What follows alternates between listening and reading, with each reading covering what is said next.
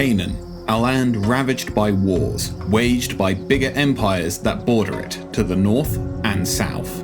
While Hatti and Egypt may pay little attention to the land that they see primarily as a land bridge inhabited by wild dogs, in these tumultuous times, leaders will rise to prove to these nations that they have been so wrong to underestimate them. From the humble diplomat to the great raider, Canaan will rise from the embers of both Hatti and Egypt in this great collapse, through either subterfuge or simply adding to the flames themselves. Before we begin, a quick note. Total War Pharaoh is still in development, and certain things may change between now and release. Also, some colours may appear a little different on the UI. This is because I'm using colorblind settings. So, with that out of the way, let's look at Canaan. The leaders you'll take command of from Canaan in Total War Pharaoh couldn't be more different from one another. They do, however, share one common thread. They'll both stab you. Let's start off with Irsu, as he wouldn't have it any other way. Starting out in Ret Jenu, he has a very simple, yet very respectable approach to ruling. He doesn't care to. He simply sees what he wants, and he will kill to get it. Resources, money, or the simple premise of violence. If you have something he wants, he will not ask. He will simply take. In dark apocalyptic times such as these, he doesn't care for society's downfall. He simply cares for the next opportunity to raise and loot. To himself, he's a prize fighter, bringing the heavyweight champions to their knees. To the rest of these lands, he's a herald of the oncoming apocalypse. Over in Fenku, we have the opposite in approach to Irsu with the diplomat, Bay. Enamored by Egyptian high society, and already in decent standing with Meneptah, he intends to find his way into the courts and spread his control and influence throughout it, offering gifts with one hand whilst taking with many more. Bay's approach to power is much stealthier than Irsu's, in that he would rather manipulate in the shadows than spill blood in the light.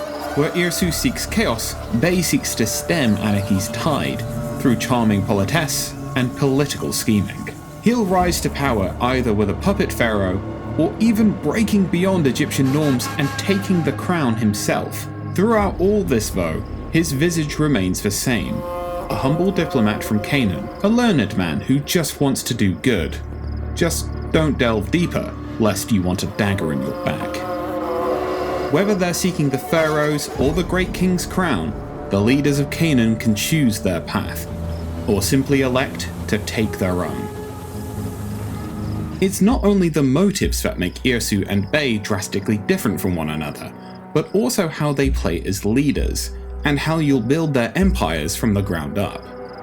Bay isn't the kind of man to stand boisterously and act strong and powerful. Instead, he's much more cerebral.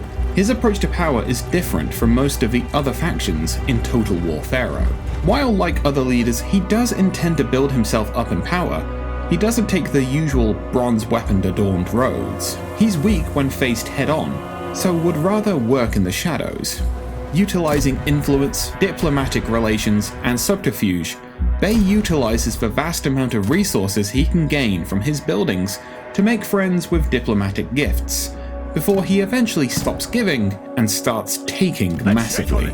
His closeness to Egypt puts him in a unique position as a Canaanite. He actually begins worshipping the Egyptian deity Thoth, as opposed to any of the Canaanite gods. He also gains more legitimacy to the throne whenever he's holding a position within the courts, as well as legitimacy when plotting. He can even take it from Egyptian factions he targets, making him a formidable political opponent.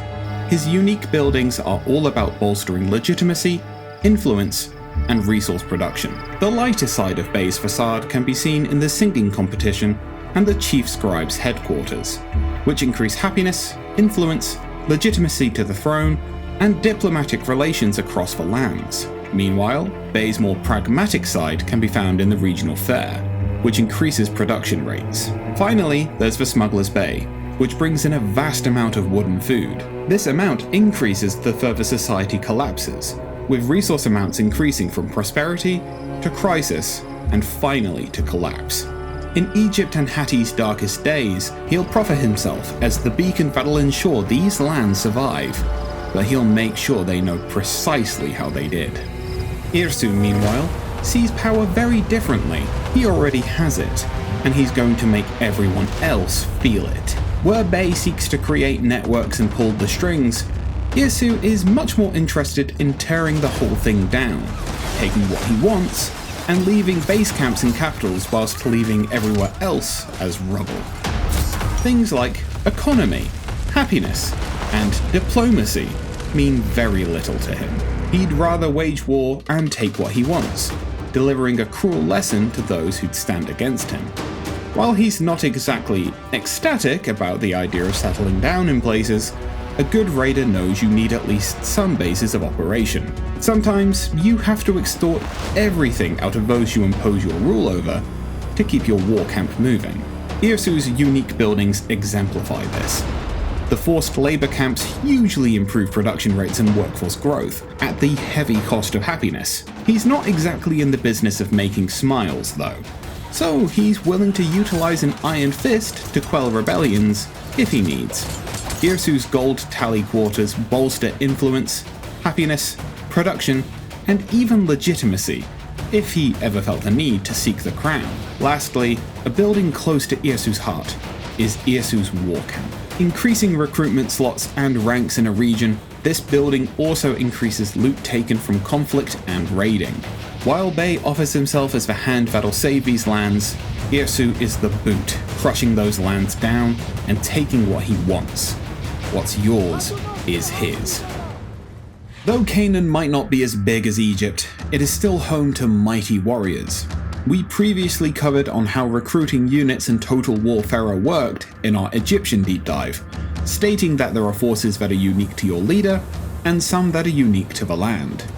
Canaanite forces are stuck between two different types of militaristic beast, and therefore need to be able to adapt to both the speed of the Egyptians and the heavy armor of the Hittites. Canaan's forces utilize medium armor, sacrificing a modicum of the speed the Egyptians utilize, whilst also keeping a balance of speed and protection against Hatti's heavily armored juggernauts. Canaanite units also commonly come with the raider attribute, meaning whilst they're fighting in the streets, they may start setting fire to buildings at your command. In Bay's starting location in Fenku, we find the native Fenku and Yamad forces. These forces span the entirety of the armor spectrum, preparing them for war from both the north and the south. They have lightly armored units capable of decent ambush tactics, whilst medium and heavy armored units bring decent defense, capable at holding out against chariot charges from Egyptian forces. Meanwhile, Irsu starts near local forces viewers of the Egyptian deep dive may recognize, as these are the Sinai and Retjenu militia also utilized by Ramesses. While the forces may be familiar, under Irsu's command you'll be utilizing them for different reasons. Where Ramesses sees these forces as yet another decent force in his local militias, for Irsu, their speed and range can be absolutely pivotal. The Sinai and Retjenu local forces pick up the slack where Irsu's unique forces may falter, with decent ranged units, discipline, and fantastic speed. But this doesn't mean Irsu's a slouch, as we'll cover in the next section. Finally, Canaanites are the only factions capable of gaining access to either the Pharaoh's Guard we mentioned in the Egyptian deep dive, and the Great King's forces, which we'll leave for our deep dive into the Hittites. We don't want to take our eyes off of Irsu, or Bay for that matter. Taking your eyes off of Bay, in fact, could well be the last mistake you'll ever make. His forces are as treacherous on the battlefield as he is in the courts. Specializing in ambush tactics, nearly all of Bay's unique forces have the ambusher trait, meaning they're difficult to spot in even the most open of terrain. They're also capable at disabling a majority of an army's defensive and offensive capabilities. They strike fast with surgical precision in underhanded ways, much like their leader in the courts. If, however, you find stealth both in the courts and on the field to be too slow an approach, then the unique forces of Irsu are for you. His forces, much like himself, are adorned in the heaviest armor, letting them shake off pathetic stones from slings and absolutely crush any lighter armored opposition in melee combat. He even utilizes heavy chariots that can decimate missile forces with ease. He may harbor some lighter armored units, even one with bows, but their purpose is simple: be expendable and harass the enemy until the big guns come in. His forces can be reckless in combat, which can be utilized by certain units' stances, and some of his forces even have the heedless charger trait. But with their heavy armor, in many cases they can afford to be this bloodthirsty. To them, this isn't a structured war with honor. This is a bloody battle, and they're here for a fight. So these are the Canaanite leaders you'll be taking command of in Total War Pharaoh. From the brutish might of Irsu to the cunning stratagems of Bay, will you be the hand that pulls the strings of these civilizations from the age of collapse to the age of Canaan? Or will you be the herald of the apocalypse, reveling in the destruction wrought by your hand and a dark cloud on the horizon? Whether it's a dynasty to be proud of or an empire of ash, will you bring Canaan to glory?